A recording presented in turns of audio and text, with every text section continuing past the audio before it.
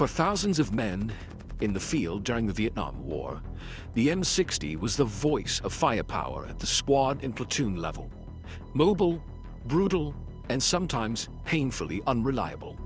Tonight, we trace its history, how it was designed, how it performed, how the soldiers used it in the heat and mud of Vietnam, and what the men who carried it thought about it afterward.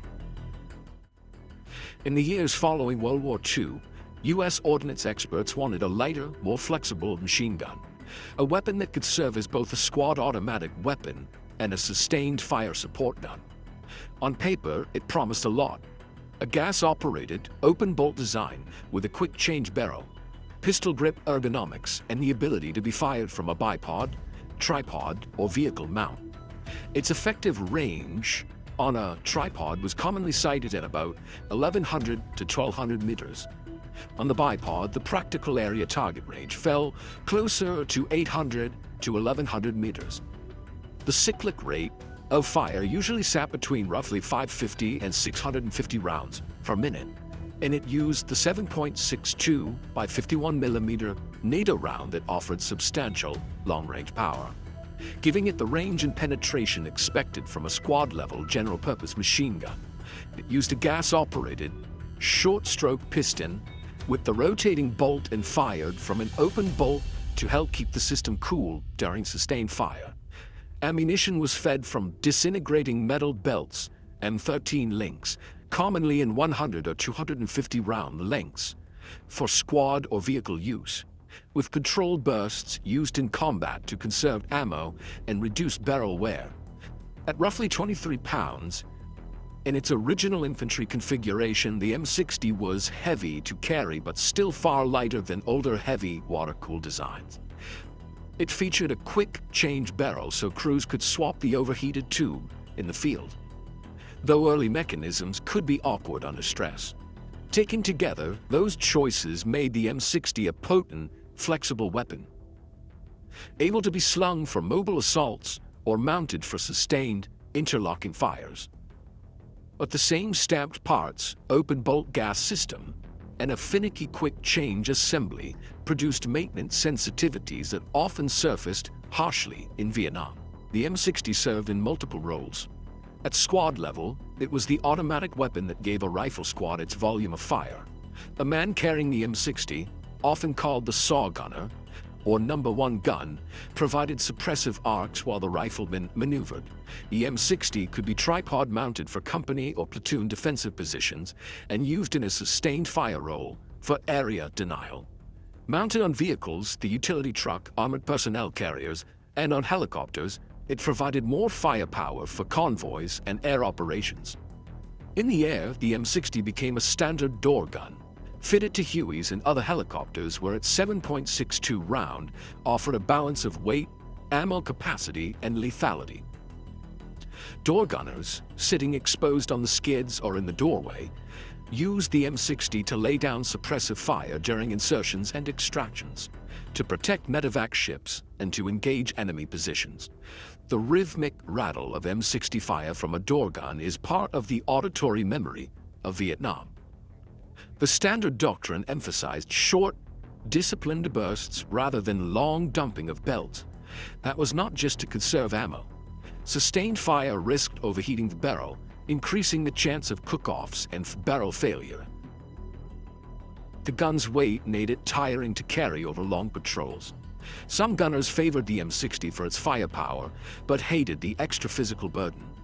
In humid heat, the metal could become uncomfortable to bare hands, and changing a hot barrel without the right gloves was very dangerous. When it worked, the M60 delivered. A skilled gun team could lay down beaten zone suppression that stopped an enemy advance, covered a withdrawal, or pinned opposition long enough for maneuver elements to exploit a flank.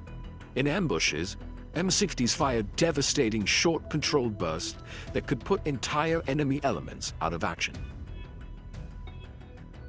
On helicopters, its sustained belt capability meant a door gunner could spray a jungle edge to keep insurgents' heads down while troops disembarked. Veterans repeatedly described the M60's presence as morale-altering. Infantrymen felt safer with an M60 in their formation, and pilots relished the stout support a door gunner could provide. In contact, that firepower counted.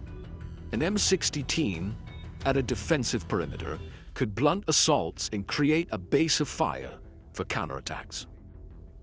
Perhaps the most revealing part of the M60's story is what soldiers themselves said about it.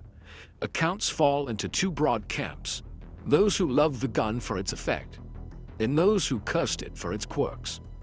A veteran who qualified as an M60 expert once wrote that the weapon was surprising in its feel and power, an automatic that could dominate a field of fire and lay down area suppression to protect a maneuver.